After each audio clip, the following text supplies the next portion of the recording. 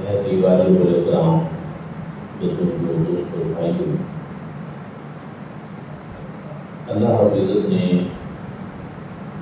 ہمیں جو دین عطا فرمایا ہے یہ بہت سی خوبیوں سے مزین ہے، اور اس میں ہر طرح کے لوگوں کا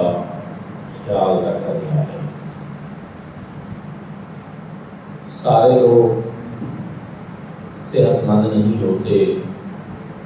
سارے لوگ کمائی نہیں کر سکتے، کچھ لوگ معاشرے کے ایسے ہوتے ہیں جو نادار ہوتے ہیں، ضعیف ہوتے ہیں اور معذور افراد بھی ہوتے ہیں۔ تو شریعت مطہرہ نے ان لوگوں کا بھی بڑا خیال رکھا۔ اسلام کا جو معاشی نظام ہے اس میں ہر طرح کے لوگوں کا خیال رکھا گیا ہے۔ عمراء کو موقع فراہم کیا گیا کہ وہ اپنے رزق کو پاک کریں اور اللہ کے راستے میں اپنے رزق کو خرچ کر کے اپنے لیے اجر و ثواب کمائیں، اور وہ لوگ جو صاحب حیثیت نہیں ہیں اور ان کی ذمہ داریاں یا ڈیوٹیاں ایسی ہیں کہ وہ کمانے کے جو جائز ذرائع ہیں ان میں سے کوئی ذریعہ استعمال نہیں کر سکتے، ان کا بھی خیال رکھا گیا کہ ان کی زندگی کی گاڑی بھی چلتی رہے، ان کے لیے بھی سہولیات رہیں، اور وہ لوگ جو صاحب حیثیت اور ثروت ہیں وہ ان کی مالی مدد کریں۔ نظام زکوٰۃ جو ہے یہ اسی سلسلہ کی ایک کڑی ہے۔ حضور نبی کریم صلی اللہ علیہ وآلہ وسلم نے ارشاد فرمایا کہ مالدار لوگوں سے زکوٰۃ لی جائے اور اس کو غرباء کے اوپر خرچ کیا جائے۔ اس کی روح بھی یہی ہے، اور ارکان اسلام میں سے یہ ایک اہم رکن ہے، لیکن یہ ٹیکس کی طرح بھی نہیں ہے کہ ہر شخص کے اوپر لگا دیں کہ وہ لازمی دے، ایسا نہیں ہے، بلکہ جو صاحب نصاب ہے اسی کے اوپر زکوٰۃ فرض ہے کہ وہ اپنی زکوٰۃ ادا کرے۔ اسی طرح زکوٰۃ کے آگے بہت سارے شعبے ہیں، سلسلے ہیں۔ مال تجارت ہے، زمین سے حاصل ہونے والی پیداوار ہے، جانور ہیں، مویشی ہیں، سب کا ایک اپنا اپنا طریقہ ہے۔ تو آج جس موضوع پہ ہم نے بات کرنی ہے خصوصی طور پر وہ زمینی پیداوار کی زکوٰۃ، جس کو عشر کہا گیا۔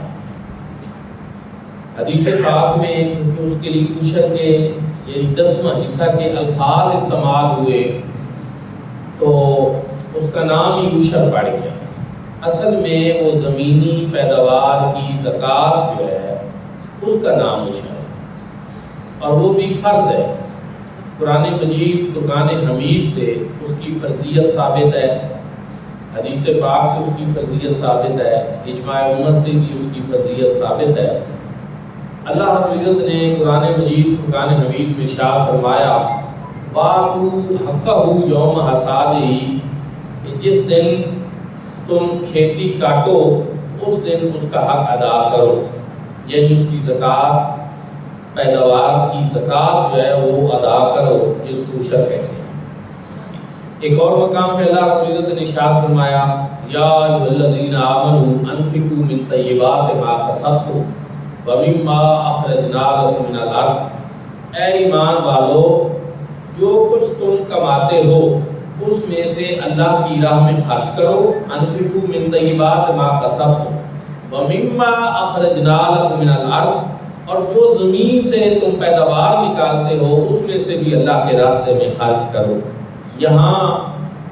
زکوٰۃ کی فرضیت بھی ثابت ہے، ساتھ زمینی پیداوار کی دونوں چیزوں کا ذکر کر دیا گیا۔ انفقوا من طیبات ما کسبتم ومما اخرجنا لکم من الارض۔ دوسری چیز، ہم احناف ہیں اور امام اعظم ابو حنیفہ رحمۃ اللہ تعالی علیہ آپ کا مفتبی قول یہ ہے کہ زمین سے جس قسم کی پیداوار پیدا ہو اور جتنی مقدار میں پیدا ہو اس سب کے اوپر عشر جو ہے وہ فرض ہے۔ اب اس بات کو تھوڑا سا آپ حضرات کو سمجھانا ہے کہ جو امام اعظم ابو حنیفہ کا مفتبی قول یعنی جس پر فتویٰ دیا گیا ہے، اب اس کا مطلب یہ نہیں ہوتا کہ یہ کوئی امام صاحب نے اپنی طرف سے یہ بات فرض کی ہے، نہیں، اس کا اصل مطلب یہ ہے کہ انہوں نے قرآن و سنت کا صحیح مفہوم یہ سمجھا، اور جب آپ اس کی گہرائی میں جائیں گے، تحقیق کریں گے، مطالعہ کریں گے تو پتہ یہ چلے گا کہ امام صاحب کی یہ بات مفتبی ہے اسی لیے کیونکہ یہ قرآن و سنت کے عین مطابق ہے۔ اب میں آپ کو پہلے تو یہ بتاؤں کہ جو قرآن مجید فرقان حمید میں اللہ رب العزت نے زمینی پیداوار کی فرضیت کا جو حکم ارشاد فرمایا ہے وہ حکم مطلق ہے اور عموم پر ہے، اس میں کوئی خاص فصل جو ہے وہ مختص نہیں کی گئی، کوئی قید نہیں لگائی گئی کہ چنوں پر ہے، گندم پر نہیں ہے، سبزیوں پر ہے، فلاں پر نہیں ہے۔ اللہ رب العزت نے قرآن مجید فرقان حمید میں جو حکم ارشاد فرمایا ہے وہ حکم کیا ہے؟ مطلق ہے اور عموم کے لیے، اس میں ساری چیزیں شامل ہیں۔ غور کریں اگر تو یہاں پر ہے مما اخرجنا لکم من الارض، کہ جو زمین سے تم پیداوار حاصل کرتے ہو۔ اب جو بھی پیداوار اس میں کسی قسم کی قید اللہ رب العزت نے نہیں لگائی، تو اس سے پتہ یہ چلا کہ حکم قرآنی مطلق ہے، عموم کے لیے ہے، اور امام صاحب نے اسی بات کو ملحوظ رکھتے ہوئے قرآن مجید فرقان حمید کے اس عموم کو ملحوظ رکھتے ہوئے ایک تو یہ فرمایا کہ ہر پیداوار کے اوپر عشر ہے، زمین سے جو بھی نکلے اور جس قسم کی وہ پیداوار، گندم ہو، چنے ہوں، سبزیاں ہوں، آلو ہو، گوبھی ہو، ٹماٹر ہو، پیاز ہو، جتنی قسمیں۔ اب دوسری چیز کہ جو احادیث مبارکہ ہیں ان سے بھی تائید جو ہے وہ امام صاحب کے قول کی ہوگی۔ پہلی چیز قرآن سے ثابت ہو گئی کہ ہمارے امام صاحب نے جو بات کی ہے وہ قرآن کے عین مطابق۔ دوسری بات یہ ہے کہ احادیث مبارکہ جو ہیں وہ بھی امام صاحب کے قول کی تائید میں۔ میں نے عشر کے حوالے سے ایک تحقیقی مقالہ لکھا تھا، اس میں نے 28 احادیث مبارکہ ذکر کی ہیں کہ جن میں عشر کے عموم کے معنی کہ ہر جو پیداوار زمینی ہے اس کے اوپر عشر ہے، اور اس میں سے ایک حدیث پاک ایسی ہے کہ جس میں یہ الفاظ ہیں حدیث میں بھی کہ کل ما اخرجت من الارض ففیہ عشر، کہ جو زمین سے نکلے۔ اب جو قرآن مجید فرقان حمید کا اسلوب ہے اور انداز ہے، حدیث پاک میں کل ما اخرجت فرما کر اسی چیز کو فرما دیا گیا کہ جو زمین سے نکلے اس کے اوپر عشر ہے یا نصف عشر ہے، وہ تقسیم بارانی اور ٹیوب ویل اور کنویں کے حساب سے ہے۔ زیادہ لفظ میں عشر یوز کر رہا ہوں تو وہ صرف اس کے اصطلاحی معنی کے لحاظ سے، آگے اس کی یہ تقسیم یا اس حوالے سے تفصیلات کو بعد میں بیان کرتے ہیں۔ دوستان ذکر اسی طرح ایک حدیث پاک جو ہے وہ بخاری شریف میں حضرت ابن عمر رضی اللہ تعالیٰ عنہ اپنے والد گرامی حضرت عمر رضی اللہ تعالیٰ عنہ سے روایت کرتے ہیں کہ نبی کریم صلی اللہ علیہ وسلم نے ارشاد فرمایا کہ ہر وہ زمین جو بارش اور چشموں سے سیراب کی جائے یا قدرتی باران ندی نالوں سے سیراب کی گئی ہو تو اس میں عشر ہے، اور جو راہٹ وغیرہ سے سیراب کی جائے اس میں نصف عشر ہے۔ اسی طرح کی ایک جو ہے وہ مسلم شریف میں ہے، ایک نسائی میں ہے، ابو داؤد میں ہے، حضرت جابر رضی اللہ تعالیٰ عنہ سے روایت ہے۔ تو الغرض اس طرح کی روایات میں نے عرض کی کہ وہ 28 کے قریب روایات مختلف صحابہ کرام رضوان اللہ تعالیٰ علیہم اجمعین سے مختلف اسناد اور طرق سے موجود ہیں، سب میں عموم کی طرف۔ ایک جو ہے نا وہ حدیث پاک ہے جس میں ہے کہ لیسا فی الخضروات صدقۃ، کہ سبزیوں میں عشر نہیں ہے، تو اس کی تحقیق یہی ہے کہ وہ حدیث پاک جو ہے وہ اس کے راوی جو ہیں وہ ضعیف ہیں، ان کے اوپر جرح کی گئی ہے، اور اسی وجہ سے امام صاحب کے قول کو مفتبی قرار دیا گیا ہے کہ جو امام صاحب نے احادیث جن سے استدلال کیا ہے وہ احادیث جو ہیں وہ زیادہ راجح ہیں، اور قرآن مجید فرقان حمید کے عموم کے بھی وہی موافق ہیں، مطابقت بھی قرآن اور حدیث میں آپس میں انہی میں ہے۔ اس وجہ سے اب اس کی وہ تفصیلی بات میں نے راویوں کے حوالے سے ساری کی تھی اس اپنے مقالہ میں، اور علماء اپنے اپنے مدارس میں وہ چیز پڑھاتے بھی رہتے ہیں، تو اس حوالے سے جو ہے وہ چیزیں علماء سمجھتے ہیں، جانتے ہیں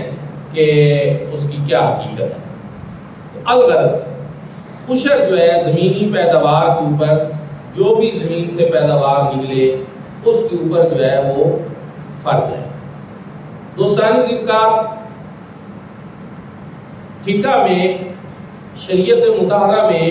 ایک چیز ہے، ایک سوال ہے کہ رات کو فصل کاٹنی چاہیے یا نہیں کاٹنی چاہیے۔ تو اس کا جواب یہ دیا گیا کہ رات کو فصل کا کاٹنا یہ مکروہ ہے، رات کو فصل نہیں کاٹنی چاہیے، یہ مکروہ ہے۔ اچھا کیوں؟ اس کی حکمت کیا ہے، اس کی وجہ کیا ہے؟ انہوں نے کہا کہ فصل جب کاٹی جاتی ہے تو غریب اور مسکین لوگ جو ہیں وہ اپنا حصہ لینے کے لیے آتے ہیں، تو وہ دن کو ہی آتے ہیں، ان کی سہولت اسی میں ہے کہ وہ دن کو آئیں۔ اگر لوگ راتوں کو فصلیں کاٹنا شروع کر دیں گے تو اس طرح بہت سارے وہ محروم لوگ جو ہیں جنہوں نے وہاں سے اپنا حصہ لینا ہے وہ اس سے محروم ہو جائیں گے، اس لیے اس کو مکروہ قرار دیا گیا۔ اب قرآن مجید فرقان حمید میں سورۃ نون والقلم میں ایک باغ والوں کا قصہ بھی موجود ہے، بڑی تفصیل کے ساتھ ہے، آپ پڑھ بھی سکتے ہیں۔ میں اس کا خلاصہ جو ہے وہ آپ کی خدمت میں پیش کرتا ہوں کہ ایک شخص تھا، اس کے 3 بیٹے تھے اور اس شخص کا باغ تھا۔ اس کی خصوصیت یہ تھی کہ وہ اس میں سے غرباء مساکین لوگ جو ہیں ان کے لیے صدقہ نکالتا تھا، ان کا خیال رکھتا تھا اور ان کو دیتا تھا۔ وہ بزرگ فوت ہو گئے، ان کے بیٹوں نے آپس میں بات کی کہ ابا جی کا اپنا معاملہ تھا، اب حالات وہ نہیں رہے، اس طرح اتنا حصہ غریب مسکین لے جاتے ہیں، تو یہ کوئی ٹھیک بات نہیں ہے۔ ہم جو ہے نا اپنا باپ جو ہے اس سے پیداوار جو ہے وہ پھل جو ہے وہ صبح صبح ہی لے لیں گے، اندھیر منہ، جب کوئی غریب مسکین وہاں پہنچ ہی نہیں سکے گا۔ یہ پلاننگ کر کے رات کو وہ سوئے، اندھیر منہ اٹھے اور جلدی جلدی باغ میں پہنچے۔ تو قرآن مجید میں ہے کہ ایک پھیری لگانے والا آیا اور اس نے سارے باغ کا نقشہ ہی بدل دیا۔ وہ اس طرح ہو گیا جس طرح کہ ایک کھایا ہوا بھوسا ہوتا ہے، اجڑ گیا وہ باغ۔ جب وہ وہاں پہ پہنچے تو انہوں نے کہا کہ یہ تو ہمارا باغ ہی نہیں ہے، کہیں ہم اندھیرے میں کسی اور باغ میں چلے گئے ہیں۔ ایک بھائی ان کو کہتا تھا کہ یہ طریقہ درست نہیں، جو بزرگوں کا طریقہ تھا وہی ٹھیک ہے، اللہ پاک کی ناراضگی ہوگی، غریبوں مسکینوں کا حق نکالنا چاہیے۔ تو اس نے پھر ان کو کہا کہ میں تمہیں نہیں کہتا تھا کہ ایسا نہ کرو، اب معافی مانگو اللہ سے، غلط ہو گیا ہم سے۔ تو پھر انہوں نے توبہ کی، معافی مانگی، تو اللہ رب العزت نے ان کے توبہ کرنے پر پھر ان کو اس باغ کے بدلے میں ایک اور بہتر باغ عطا۔ تو یہ سورۃ مبارکہ نون والقلم میں یہ پورا واقعہ ہمیں کیا بتاتا ہے؟ یہی چیز بتاتا ہے کہ غرباء اور مساکین جو ہے ان کا حق نکالنے سے رزق میں برکت ہوتی، نہ نکالنے سے اللہ پاک کی ناراضگی ہوتی ہے، وہ باغ اجڑ جاتے ہیں اور یہ چیز درست نہیں ہے۔ تو اس لیے شریعت مطہرہ میں یہی چیز رکھی گئی کہ زمینی پیداوار کی آپ زکوٰۃ دیں۔ پھر اس کی فضیلت بھی بڑی ہے۔ حضور نبی کریم صلی اللہ علیہ وآلہ وسلم نے صحابہ کرام رضوان اللہ تعالیٰ علیہ اجمعین سے پوچھا کہ سب سے زیادہ صدقہ کس کا ہے؟ انہوں نے کہا جس کے پاس مال زیادہ ہو، جو صدقہ خیرات زیادہ کرے۔ حضور نبی کریم صلی اللہ علیہ وسلم نے ارشاد فرمایا نہیں، سب سے زیادہ صدقہ جو ہے وہ کسان کا ہے، کہ جب وہ فصل اگاتا ہے تو کتنے کیڑے مکوڑے جانور ایسے ہیں، پرندے ایسے ہیں جو اسے کھاتے ہیں، اس سے فائدہ اٹھاتے ہیں، پھر انسان بھی اٹھا لیتے ہیں۔ تو ان سب کے جو اس کی فصل سے وہ پرندے بھی چگتے ہیں، ان کا بھی اس کو اجر و ثواب ہے۔ کیڑے مکوڑے اور کتنی زمین ہوتی ہے اور کتنی اللہ کی مخلوق ہوتی ہے جو مختلف طریقوں سے ان پودوں کو، ان فصلوں کو کھا رہی ہوتی ہے، کوئی پتے کھا رہی ہوتی ہے، کوئی اس کا پھل کھا رہی ہوتی ہے۔ تو الغرض حضور نبی کریم صلی اللہ علیہ وسلم نے فرمایا سب سے زیادہ صدقہ جو ہے وہ کسان۔ اس لیے میرے بھائیوں اور دوستوں، جو کسان حضرات ہیں ان کے لیے بالخصوص یہ بات ہے کہ وہ عشر نکالا کریں، اس سے رزق میں برکت ہوتی ہے، رزق میں اضافہ ہوتا ہے اور رزق پاک بھی ہوتا ہے، کیونکہ یہ زکوٰۃ ہے زمینی پیداوار کی۔ زکوٰۃ کے دو لغوی معنی ہیں، ایک زکوٰۃ کا لغوی معنی جو ہے وہ نمو ہے، بڑھوتری، اور دوسرا اس کا لغوی معنی جو ہے وہ ہے پاکیزگی، تزکیہ۔ تو دونوں چیزیں اس میں شامل ہیں کہ جو زکوٰۃ ادا کرتا ہے اللہ رب العزت اس کے رزق کو بڑھا دیتا ہے، اور دوسرا یہ کہ جو زکوٰۃ ادا کرتا ہے اللہ رب العزت اس کے رزق کو پاک اور صاف کر دیتا ہے۔ اس لیے زمینی پیداوار کی جو زکوٰۃ ہے اس کی ادائیگی کو آپ یقینی بنائیں۔ اب اس میں پھر کچھ مزید تفصیلات ہیں کہ جو بارانی زمین ہے اس پہ عشر ہے، 10واں حصہ ہے، اور جو نہر والی ہے ٹیوب ویل کے ساتھ جس کو سیراب کیا جاتا ہے اس کے اوپر جو ہے وہ نصف عشر ہے، 20واں حصہ، کم ہے اس سے۔ اب یہ فرق کیوں ہے عشر اور نصف عشر کا؟ یہ اسی لیے ہے کہ جو ٹیوب ویل والی زمین ہوتی ہے، نہری زمین ہوتی ہے، اس پر مشقت زیادہ ہوتی ہے، برانی زمین پہ مشقت کم ہوتی ہے، وہ بیج بو دیتے ہیں پھر جا کر فصل کاٹتے ہیں، اس میں آپ پانی لگاتے ہیں، اہتمام کرتے ہیں، کوئی کھادیں وغیرہ بھی ڈال لیتے ہیں، بہت ساری سلسلے۔ تو اس لیے اس کے اوپر جو ہے وہ نصف عشر رکھا گیا۔ پہلے سے اس بات کا خیال رکھا گیا ہے کہ زمیندار کا خرچ بھی زیادہ ہوتا ہے، تو اس لیے اس کے اوپر نصف عشر ہونا چاہیے۔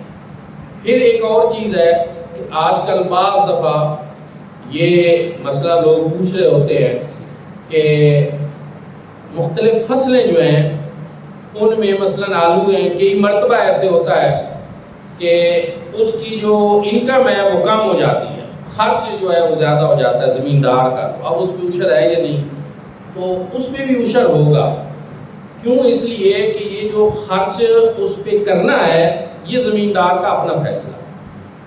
تو وہ بہت زیادہ اس پہ خرچ کر رہا ہے، بہت زیادہ کھادیں اس کو دے رہا ہے، زمین اگر اس طرح کی پیداوار نہیں دے رہی تو اب یہ زمیندار کا چونکہ اپنا فیصلہ ہے، شریعت مطالعہ میں ایسی کوئی پابندی نہیں لگائی گئی کہ آپ نے اتنا خرچ کرنا ہے یا نہیں کرنا۔ وہاں یہ ہے کہ جو زمیندار زمین سے پیداوار اٹھا رہا ہے، اس میں سے آپ نے اپنا عشر جو ہے یا نصف عشر جو ہے وہ نکالنا ہے۔ تو اس لیے دوسری بات یہ ہے کہ شریعت مطہرہ میں اس اصول کو پیش نظر رکھا گیا ہے زکوٰۃ اور صدقات کے معاملے میں کہ اس میں فقیروں اور محتاجوں کا بھلا ہو۔ مثلا زمیندار جب زمین سے پیداوار اٹھاتا ہے تو اس کے پاس کچھ نہ کچھ تو آ رہا ہوتا ہے، وہ اپنے گھر لے آتا ہے، لیکن کتنے ایسے غرباء اور مساکین ہوتے ہیں کہ جن کے پاس اگلے وقت کے کھانے کے لیے بھی کچھ نہیں ہے۔ اب ان کا بھی تو سوچنا ہے، انہوں نے بھی تو زندگی گزارنی ہے، اور مستحق لوگ ہیں۔ اب یہ بات میں نے پہلے عرض کر دی شروع میں کہ قرآن و سنت نے معذور لوگ یا وہ لوگ جو کسی وجہ سے کمائی نہیں کر سکتے یا جو کسی ایسے کام میں مشغول ہیں جیسے جہاد فی سبیل اللہ ہے، جیسے دینی تعلیم و تعلم میں مصروف ہیں، دین پڑھنے پڑھانے میں مصروف ہیں، معذور لوگ ہیں، مستحق لوگ ہیں، صاحب نصاب نہیں ہیں، کام بھی نہیں کر سکتے، زندگی تو انہوں نے گزارنی ہے۔ اللہ رب العزت نے وہ ارد گرد کے جو صحب ثروت مسلمان ہیں وہ ان کے ذمہ لگا ہے کہ آپ ان کا خیال رکھیں اور ان کے لیے زندگی گزارنے کے لیے آسانیاں پیدا کریں۔ آپ کو کیا ملے گا؟ آپ کو اجر و ثواب ہے، آپ کو سخاوت کرنے کا اجر ملے گا، صدقہ کرنے کا اجر ملے گا، آپ کے رزق میں اضافہ ہوگا، آپ کے رزق کو جو ہے وہ ایک طرح کی پاکیزگی نصیب ہوگی۔ یہ ساری چیزیں جو ہیں یہ اللہ رب العزت نے اس کے ساتھ جو ہے وہ مختص کی۔ دوستان کا ایک آخر میں یہ بات، اس کے مصارف کیا ہیں؟ عشر جو ہے اس کے مصارف ہوئی ہیں جو زکوٰۃ کے مصارف، یہ بھی زمینی پیداوار کی زکوٰۃ ہے، اس کے وہی مصارف ہیں جو زکوٰۃ کے مصارف ہیں، غرباء، مساکین، عاملین زکوٰۃ، مؤلفۃ القلوب۔ اگرچہ اب جو ہے اجماع امت سے یہ شک نہیں رہی، اس معنی میں اسلام کا غلبہ ہو چکا ہے۔ بہرحال اللہ کی راہ میں نکلے ہوئے لوگ اور اللہ کے راستے میں جہاد کرنے والے، دینی تعلیم پڑھنے پڑھانے والے، وہ سارے لوگ جو ہیں وہ مستحق ہیں اور ان کو جو ہے یہ عشر اور زکوٰۃ دی جا سکتی ہے۔ اس سلسلہ میں جامعہ مدینہ النبی، جس میں بچیوں اور بچوں کی تعلیم کا سلسلہ ہے اور جو مستحق طلباء اور طالبات ہیں ان کی تعلیم، ان کا کھانا، ان کی رہائش وہ بالکل فری ہوتی ہے اور یہ سارا اہتمام ہے ان کے لیے، اور پورا سال ہم وہی گندم استعمال کرتے ہیں جو ہمیں عشر میں ملتی ہے ان بچیوں اور بچوں کے کھانے کے لیے۔ تو اس سلسلہ میں آپ جامعہ مدینہ النبی کو ضرور یاد رکھیں عشر کے سلسلہ میں۔ پھر اس کا نتیجہ بھی ہے، یہ نہیں کہ صرف ہم ان کو کھلاتے رہتے ہیں اور کوئی جو ہے اس کا رزلٹ نہیں ہے، اس کا رزلٹ ہے۔ ابھی کل بیرہ شریف میں ایک تقریب ہوئی جس میں 315 علماء کرام فارغ التحصیل جنہوں نے دورہ حدیث شریف کیا۔ میں بھی وہاں گیا ہوا تھا، میری بھی جانے کا وہاں ایک مقصد تھا کہ الحمدللہ 4 علماء کرام ایسے تھے کہ جنہوں نے 8 سالہ کورس ہمارے پاس پڑھا اور 1 سال کا دورہ حدیث انہوں نے وہاں پہ کیا، ان کی بھی فراغت ہوئی ہے۔ اسی طرح یہ آپ کے محلے میں ہمارا جو بچیوں کا ادارہ ہے، اس میں اس سال الحمدللہ 4 عالمات بھی فارغ التحصیل ہو رہے ہیں جنہوں نے پورا درس نظامی عالمہ فاضلہ کورس جو ہے بیرہ شریف کا وہ پڑھا ہے، تو وہ فارغ التحصیل ہو رہی ہیں، حفاظ فارغ التحصیل ہوتے ہیں۔ اسی طرح بہت ساری بچیاں ناظرہ پڑھی ہیں، انہوں نے حفظ کیا ہے۔ تو یہ ایک سلسلہ ہے جو ہماری آنکھوں کے سامنے، جس پہ ہم خود بڑے مطمئن ہیں، ہم سمجھتے ہیں ڈیوٹی ہو رہی ہے، ایک دین کا کام ہو رہا ہے، تو آپ بھی اس میں حصہ لے سکتے ہیں، آپ اس میں شامل ہو سکتے ہیں۔ جہاں آپ کے اوپر یہ ہے کہ آپ اپنے محلے کے رشتہ دار، غریب، مساکین، ان کا خیال رکھیں، ضرور رکھیں ان کا بھی۔ ساتھ ہی اسی طرح یہ جو لوگ دین کی ڈیوٹی میں مصروف ہیں، دین پڑھنے پڑھانے میں، ان کا بھی خیال رکھیں، ان تک بھی اپنا حصہ ضرور پہنچائیں۔ اللہ رب العزت وہ تمام لوگ جو اپنے رزق میں سے، مال میں سے زکوٰۃ، صدقات، عشر نکالتے ہیں، اللہ رب العزت ان کی خدمت قبول فرمائے، سب کے رزق میں برکت عطا فرمائے، اور جو نہیں نکالتے ان کو بھی اپنا یہ فرض ادا کرنے کی توفیق عطا فرمائے۔ یہ ایک فرض ہے، یہ صرف مدرسے والوں کے لیے نہیں ہے کہ مدرسہ ہے ہمارا تو ہم آپ کو یہ بتا رہے، نہیں، زمینی پیداوار پر زکوٰۃ جو ہے عشر یا نصف عشر جو ہے یہ فرض ہے اللہ رب العزت کی طرف سے، اگر آپ ادا نہیں کریں گے تو یہ آپ کے ذمہ گناہ رہے گا، تو اس کو ضرور ادا کریں۔ اس کو ادا نہ کرنے کے اوپر قرآن و سنت میں بڑی سخت وعیدیں ہیں اور اللہ رب العزت کی طرف سے جو ہے بڑی سخت پکڑ ہے، اس سے بھی بچنا جو ہے وہ ضروری ہے، اور ادا کرنے پہ بڑا اجر و ثواب بھی ہے، رزق میں اضافہ بھی ہے، برکت بھی ہے، تو اس لیے اپنا عشر جو ہے وہ ضرور ادا کریں اور جامع مدینۃ النبی جو ہے اس کو یاد رکھیں۔ اللہ رب العزت ہم سب کو عمل کی توفیق عطا فرمائے۔ آپ کو دعوانا